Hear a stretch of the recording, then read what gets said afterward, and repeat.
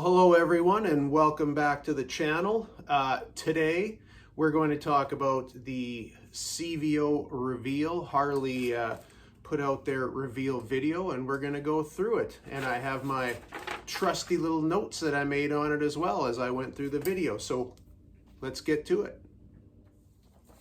So basically, the launch started, as a lot of them do, with the promotional footage, basically the bikes riding through the twisties or through the canyons. And it was a nice scenic shot, but nothing you really haven't seen from Harley before. And then we went to Brad Richards. Now, he is heavily involved with the designing of bikes. I think he's their big lead man in the designing industry. He said that they were looking to make the most ultimate custom motorcycle.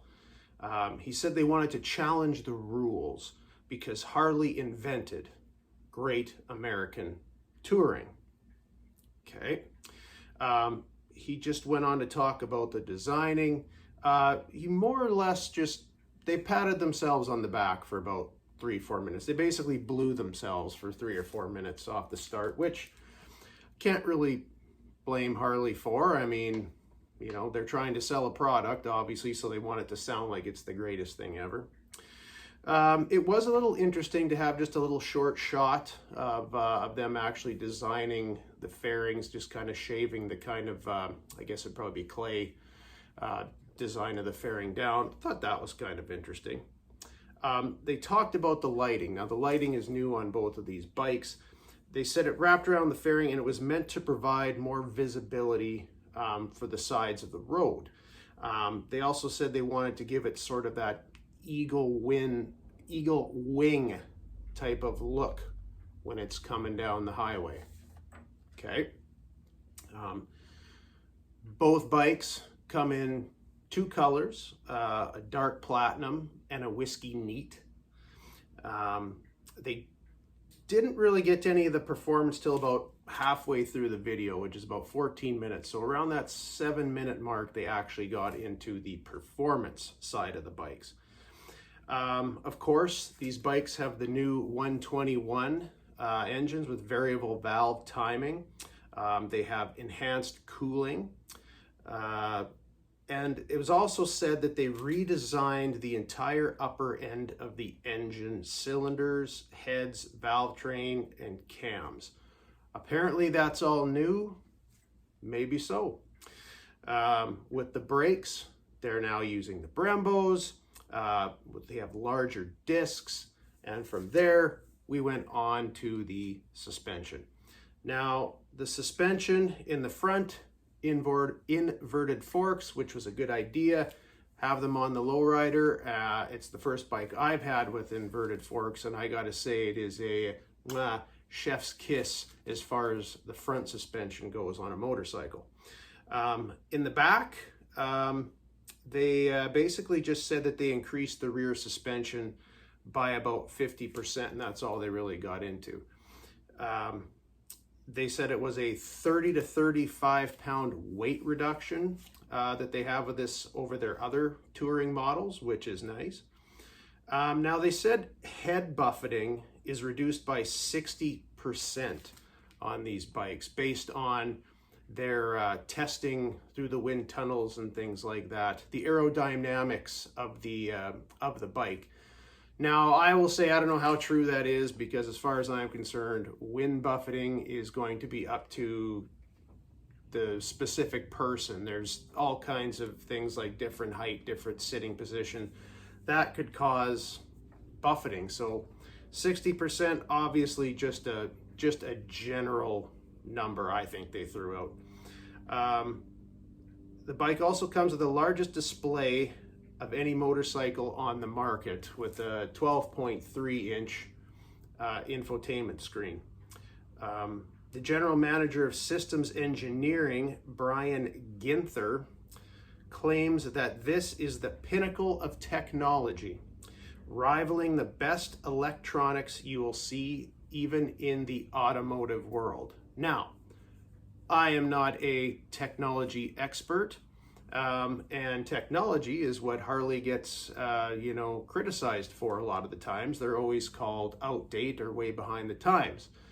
I don't know all the ins and outs of the automotive world and their technology, but I would be very surprised if Harley Davidson is the pinnacle of technology at this point. But, I can't say they're lying, but I'd still be pretty surprised. The screen will operate in any weather conditions, such as rain, for example, and it also will work when you have gloves on, is what they say. They did have a picture of them actually working with gloves on, so we'll take their word for it. And it comes with 3 ride modes: touring, cruise, and sport. They then went into the audio, which is a Stage 2 HD audio powered by Rockford Fosgate, which they've been using for a while. They have 2 6.5-inch 3-way speakers in the fairing and 2 5x7 3-way speakers in the saddlebags. And they went on to say about just how loud this would be. I haven't had an audio system in a motorcycle, so I couldn't tell you if it'd be louder than one or the other. But as per usual, Harley spent a lot of time, as they usually do, talking about the philosophy of riding and the emotions that it invokes. They were very vague on a lot of things, but they just really got into the theory of riding. But let's touch on a few things that they actually didn't talk about in this video. For example, the lighting. Now, this is one thing I did not expect them to say, and that is that, the lighting on these bikes may have taken some inspiration from their competitor, Indian. Obviously, I didn't expect them to say that, but just kind of wanted to point it out there as a lot of others have. Now, both the Street Glide and the Road Glide come in that dark platinum and whiskey neat colors, but what they didn't tell you was the price. So if you want to go with the whiskey neat, which is the upgraded paint, you'd be charged an extra $7,500 Canadian, or about $5,600 US. I guess that's prices as of the filming of this video.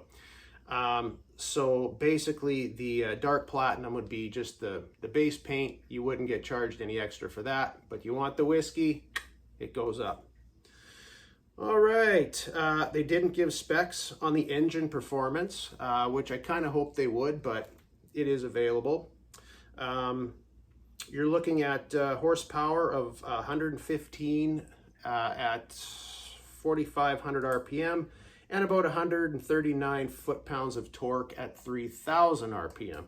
So if you're looking at something like the 117 engine, you're looking at roughly 10 to 15 more horsepower and more torque than a 117. It'll definitely be a little bump. And I kind of wish they would have addressed the air cleaner as well, because that was something that sticks out to a lot of people, and was one of the first things people notice about this bike. However, it does look like they have some options to change that. But I mean, it looks pretty massive, but again, if you have a big engine, you're going to need big air. So there you go. Also with the cooling, all they said really in the video was that it had enhanced cooling. I believe they have optimized liquid cooled heads, I think was the main part of it. If I remember right, they have some new coolant channels around the exhaust valves. I believe that's supposed to lower the heat for the rider, especially when you're just sitting in a stoplight, that kind of thing. So they didn't really get into that, which I wish they would have.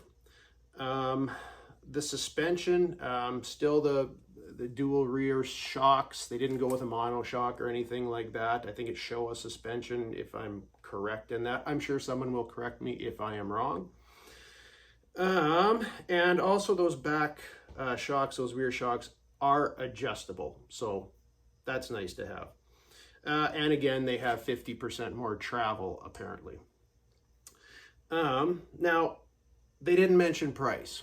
And that's not too surprising because these bikes tend to cost a little bit of money. So looking at it, the Street Glide starts at $52,399, that's Canadian, or just over $39,000 US. The Road Glide starts at $54,299, which is about $40,600 US. Now that's obviously just base, that's not without the paint upgrade, so you can add, if you're in the States, you're going to be looking at another probably $5,500 on top of that. Now, I still don't think that these are the most expensive, or is the most expensive bike Harley has. I believe, is it the Road Glide Ultra? Anyway, it's not the highest price, which actually kind of surprised me a little bit, but they are still very, very expensive bikes. They're nice looking, and they're the new Harleys that have come out, so I'm sure they'll do well. And hey, if you've got the money, I have no problem with you going out and buying one, or hell, two of these things. What the heck? I'm sure they'll do good, and we'll see what happens coming, going forward. But anyway, that was basically the reveal right there. There's a lot more online about these new engines and these new bikes, but this was just a brief review of the video of the reveal. And hopefully you guys enjoyed it. Hopefully you subscribe. And until we come back here, take it easy.